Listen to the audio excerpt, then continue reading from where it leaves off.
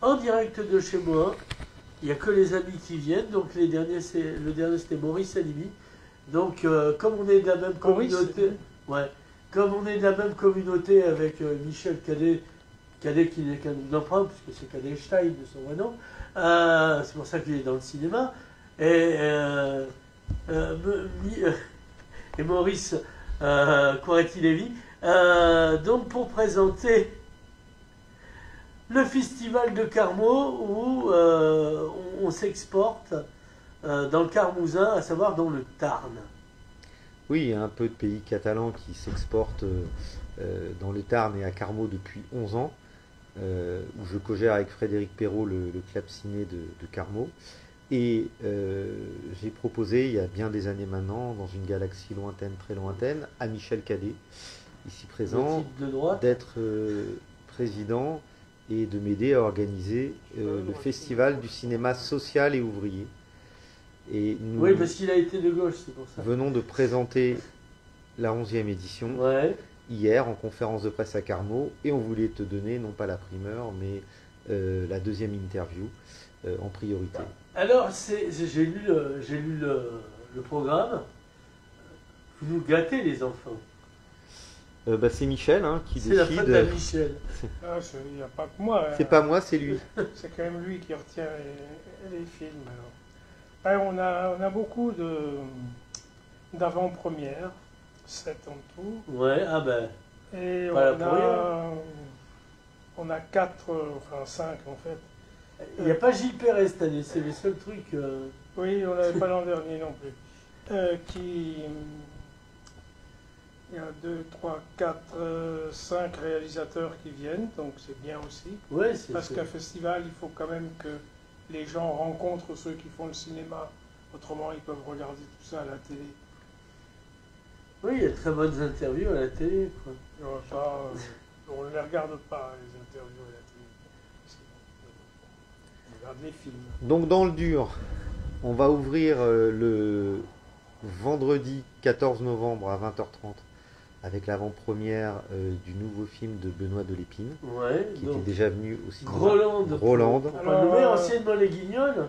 Manifestement, c'est malgré quelques scènes grolandaises, c'est pas un film Groland. C'est comme les derniers buts, quoi. Ils sont calmés en vieillissant. C'est un film extrêmement poétique. Oula.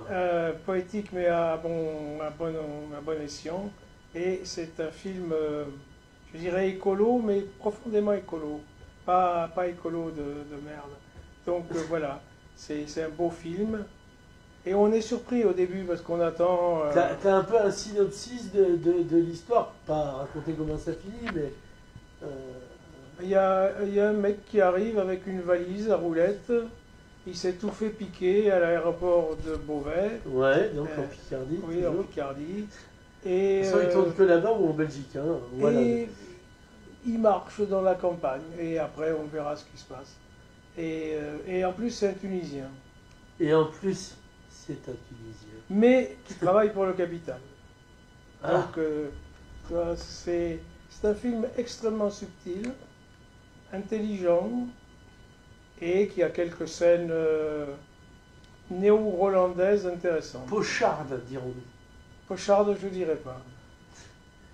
Alors oui, je vois que Jérôme Coretti veut dire quelque chose. Et il n'a pas vu le film en entier. Le samedi 15, nous aurons un ciné-concert avec le film Le Porion qui date de 1921. Et je laisse Michel le présenter parce que il a souhaité... Bien avant, il a pu le voir à l'école. Il a souhaité la voir. Ouais. Non, mais c'est pas... C'est un film de quelqu'un qui s'appelle Champrévert, mais bon... Ouais, alors ça maintenant, ne le connaît plus. Ne le sait, ouais. Et qui était un grand réalisateur du début des années 20. Et c'est un film qu'on a eu grâce au CNC, puisque c'est un film dont le CNC a les droits, et que le CNC l'a restauré. C'est un film de mineurs, comme le sont... Oui, ça tombe bien. Le Porion l'indique, mais non, ça tombe comme on le veut. Et alors c'est un film qui sera plus court que le film de l'an dernier, qui était Germinal de Capellani, qui durait quand même presque 2 heures. Là, Autant c'est un que le film qui bouquin, dure quoi. 1h10 à peu près, qui a été tourné en Occitanie, Ouais. dans le Gard, donc dans les mines, enfin dans le bassin minier d'Alès. Ouais. Donc on a la chance de voir comment les gens en surface, hein, parce qu'on Oui. filme pas à l'époque, on ne filme pas dans les galeries, on fait du décor. Mais par contre, comment on travaillait en surface, les rapports des mineurs entre eux, puisqu'il y a évidemment quelques acteurs, mais beaucoup de figurants mineurs. Et c'est un film qui dure 1h10 et qui est un film sur un film d'époque, un mélo sur sur les vieux travailleurs qui savent comment on fait le travail et les jeunes cons qui arrivent, tout ingénieurs juste promus et qui ne savent pas du tout comment on travaille. Oui, mais Voilà. ils savent, ce sont des chercheurs, ils ont été à l'école d'ingénieurs. Mais oui, mais le film nous dit que ça ne sert pas à grand chose. Et notre monde pourrait Et ça met en tirer quelques conclusions. Voilà, ça met en parallèle Les certaines énarques. activités. Et il y aura effectivement un ciné-concert. Et alors, c'est Donc, qui joue? Sébastien Arcos. Sébastien Arcos, qui Ah a non, je joué me dans dis les pas, deux Raphaël précédents. Paretti. Donc, bon, on a une continuité. C'est le 3e film muet que l'on passe avec un arrangement de Sébastien Arcos. Suivi du traditionnel apéritif Ouais. offert, ce qui aide grandement à venir à Oui, 11h du voilà. matin aussi. Rappelons que le film est court, comme l'a dit Michel, et que donc dès midi et quart, tous les spectateurs et spectatrices pourront boire un Manger. verre et manger. Mais pas conduire parce Pas que. contre. L'après-midi, donc, nous enchaînerons avec Pierre Carl, Que le je connais. cinéaste documentariste, qui va nous faire le plaisir de... Et Gog a fait avec lui. Il ou a fait pas le scénario, il a écrit le scénario. Et il est Il allé ne parce sera que pas lui parle présent. couramment espagnol, il me semble pas que Pierre. Alors, il l'a rejoint un peu en Colombie. Pierre parle espagnol puisqu'il a grandi en Colombie. C'est ce qu'on apprend dans Ah le oui. film. Et c'est un film très touchant et qui parle Des au-delà de la guérilla des FARC. Comment ils se sont fait baiser après? D'un demi-siècle d'histoire, Ah oui, ça va. voire plus loin. davantage, de la Colombie, des rapports sociaux très violents au sein de ce pays, Oui. et que c'est pas un hasard si cette guérilla, parmi d'autres, c'est pas la Oui. seule, s'intègre et a pu se développer dans ce pays avec un réel À soutien côté, il y avait le populaire. sentier lumineux qui n'était pas. C'était lumineux, C'était- c'était au Pérou et c'était Oui, très c'est ce que différent. je dis, oui. Que c'était néo-maoïste et tout ce qui est Exactement. néo-maoïste n'est pas très bon. Voilà, donc c'est un documentaire J'ai eu sur une la, période maoïste, c'est pour ça que je fais sur la réinsertion aussi, une fois qu'on a déposé les armes, Ouais. et comment on essaie de travailler autrement, d'où l'intérêt de ce film aussi, que les modes de production traditionnels capitalistes, Ouais. lorsqu'on a été ancien guerriero et qu'on essaie de se reconvertir. Bah, et c'est Bolem rien foutre en Colombie en fait. pas vraiment. Pas Non, vraiment. Donc il y a ce film. Nous proposerons également un zoom, on va rester en Amérique, cette Ouais. fois-ci du Nord, sur Howard Zinn, le Oui, célèbre historien excellent, oui. qui a écrit Qui est une un peu histoire mort, populaire malheureusement. des États-Unis. Parallèle ou populaire? Populaire. Non, je confonds avec Et- Marc Ferron. Voilà. Et Olivier Hazan et Daniel Mermet, l'ancien Ouais. animateur de Là-bas si j'y suis Ouais, sur il France viendra en Inter. Harley. Mais oui, Il a- puisque avec il viendra Ruffin de là-bas. Il a co-réalisé donc ce film. Ouais. Dont on va passer en avant-première la deuxième partie. Le film est prévu en 3 parties. Ouais. La première est sortie il y a une dizaine d'années. Et il a fallu une dizaine d'années pour faire le montage financier. Et la première, on l'a présentée déjà à Carmaux et on la représente cette fois-ci pour Ah, quand même. que les c'est- gens qui ne Exactement. l'auraient pas vu puissent voir les choses dans la Ça tombe continuité chronologique. Et nous avons, c'est une vraie avant-première, quasi exclusive, puisque le film a été présenté que 2 fois auparavant. Ouais. Une première fois à la Fête de l'Humanité et une deuxième à Limoges dans le cadre d'un festival. Et Carmaux aura la chance d'avoir la 3e Comme avant-première. Perpignan et Marc Bloch, finalement. Oui, mais ceci est une autre histoire.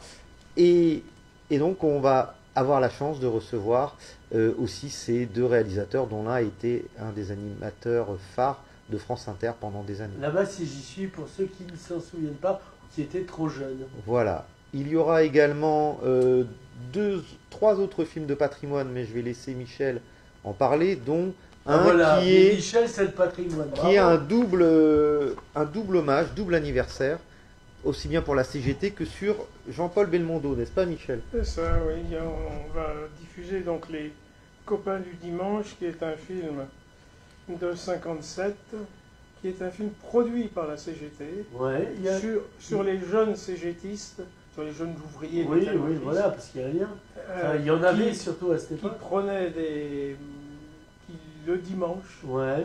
apprenaient à piloter les avions et les planeurs. Donc c'est la CGT en l'air. Quand la CGT donnait des cours, le Parti communiste donnait des cours pour instruire le monde ouvrier. La CGT, là en l'occurrence. Et ce qui est intéressant, c'est que c'est le premier film de Jean-Paul Belmondo, et où il a le rôle principal d'ailleurs. Ah oui. Et comme quoi, Jean-Paul Belmondo avait bien une gueule de prolétariat. Oui, il n'était pas encore à bout de souffle. Et il n'était pas tout seul, puisqu'il y avait deux autres jeunes premiers qui l'accompagnent. Parmi leurs premiers rôles, il y a Michel Piccoli et Bernard Fresson. Alors C'est Bernard Fresson, oui, oui, enfin, c'est vrai. Parmi les C'est premiers jeune. rôles. Hein. Mais Piccoli avait déjà pas mal fait de films. Oui, il en a déjà pas mal vu. C'était un grand second rôle déjà, comme dirait l'autre. Voilà. Nous continuerons avec un autre film patrimoine qui s'appelle Le sel de la terre, sur les luttes en minière. Sur les luttes minières Vas-y, Michel. aux États-Unis. Bon, c'est un film emblématique de l'histoire du cinéma. C'est un grand film, un très grand film de Biederman, sur des luttes qui ont réellement eu lieu en Californie, enfin je crois que c'est au Nouveau-Mexique exactement, Oui, oui. et où les femmes ont joué un grand rôle. Et c'est un film des années 50, c'est un film de 55. Donc voilà, c'est montrer qu'il y a aussi une continuité dans ce cinéma. Alors les luttes c'est un autre problème, mais dans ce cinéma il y a une continuité.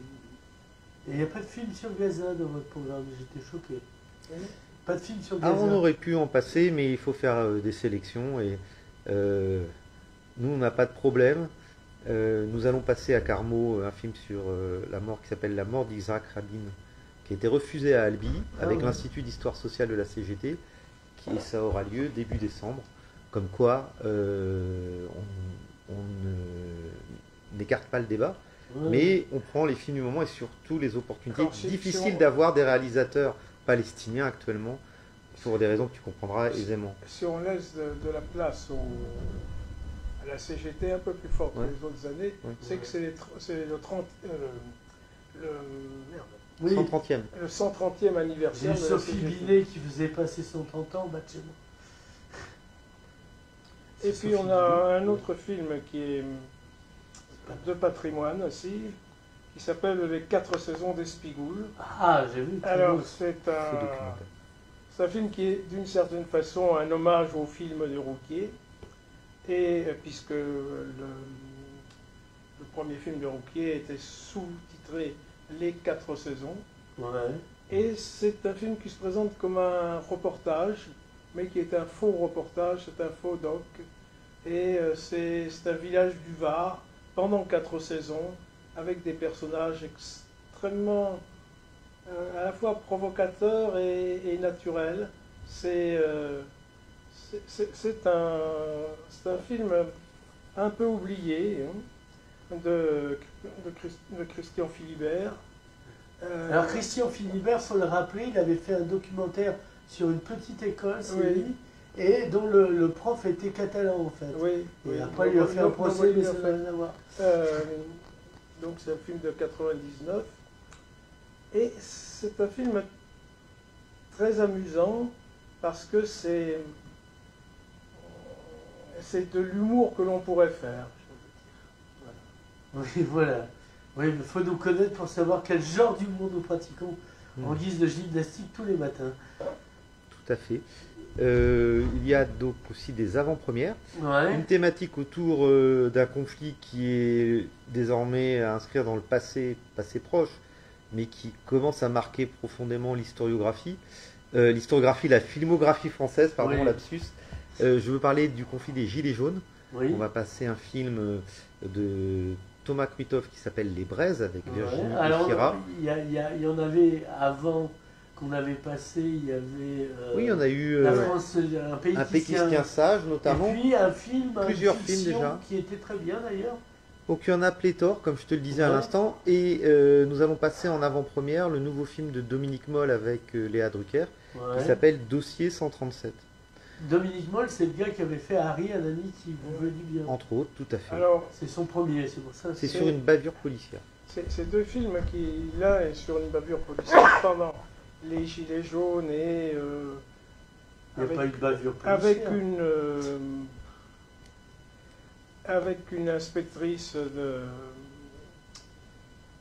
comment ça s'appelle De police, de l'IGPN, oui, de l'IGPN, Ouais. la police des polices. et qui se dit quand même que la répression c'est très problématique.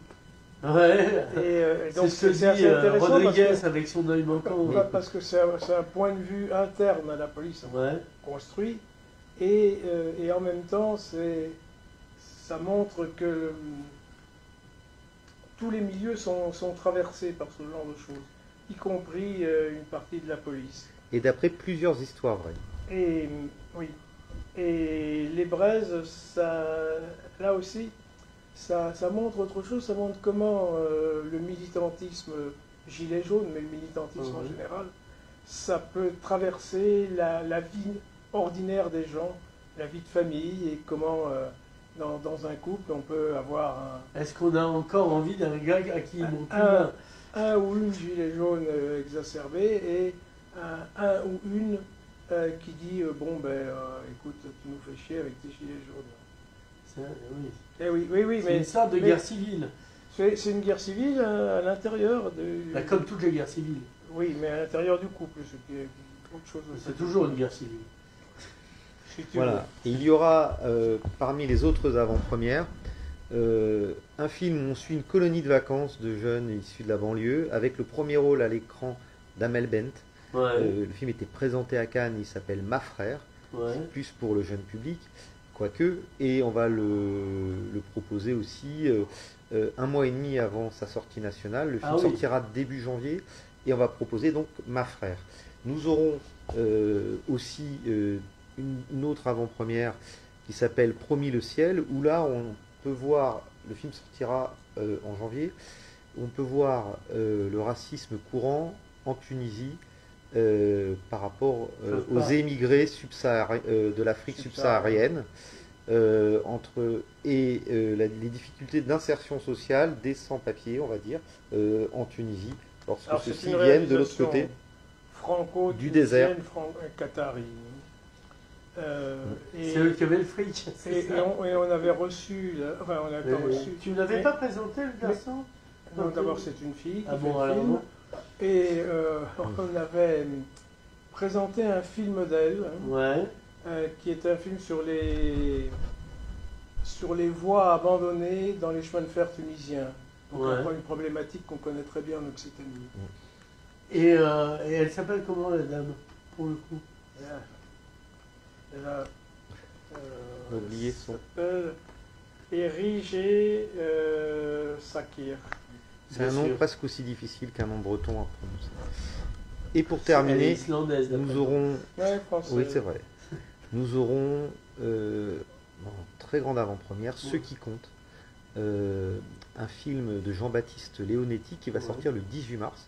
On tient à remercier UGC qui nous a permis d'avoir ce film, qui a un casting haut de gamme avec Sandrine Kiberlin qui joue une mère sans le sou, mais qui essaie de trafiquer pour que ses enfants puissent conserver un certain niveau de vie, Ouais, c'est depuis que le papa est décédé. La France de tous les jours. Et quoi. on a exactement Pierre Lotin qui lui est un marginal et qui va se retrouver dans la vie de cette famille.